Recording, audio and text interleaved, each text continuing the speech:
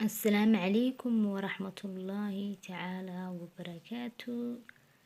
أنتن بالسلامية صحابتي قالقة كسو هذا الشانل كيغا نجح إن ولالي قالقة ما أنت وحدي ودا علاج تمها أو تمها نفقة سينايا وتمها قوة بدنايا تمها قوة صارايا تمها ما شاء الله تبارك الله كال أرق مذب قدود أو قروح بدن كاقدقيو marka insha Allah waatana timaha waliba oo maaragtay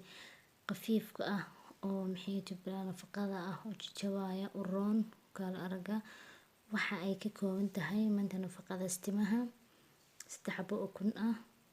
ukunta markaas micnaheedu waxaan aan ka raba oo kaliya bahasheero ku jirto oo jaala ah oo gudaha ugu jirto ama huruud ah ukunta inta xabka abyadka waan iska qubay oo ma baahni markaas kulli aniga doonay markayna isticmaalo maanta sadartid ayaan doonay idila sharqarayo halkan kalena waxa ii yaalo saliid saytuun wada garanaysiin saliid saytuun waa bahashani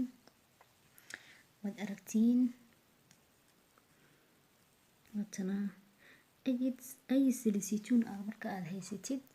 ayaad maxay insha Allah lamsal ala Muhammad ku isticmaalaysaa oo aad ku darsanaysiin marka insha Allah ila socdo walaaliga qaaliga iminka waxaan sameynayaa ukunta aan halkan ku soo shubno ku soo diyaarsanayo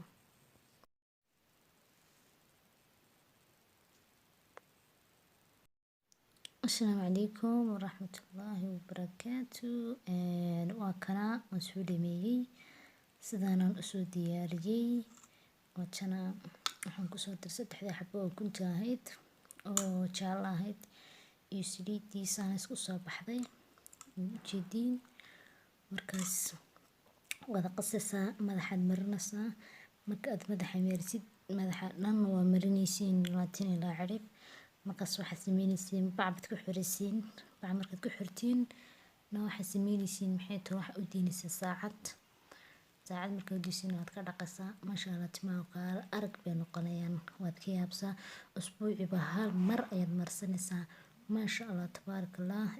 aniga badan ay isticmaalay kaal arag wax badan ayaan ka dareemo ka gartay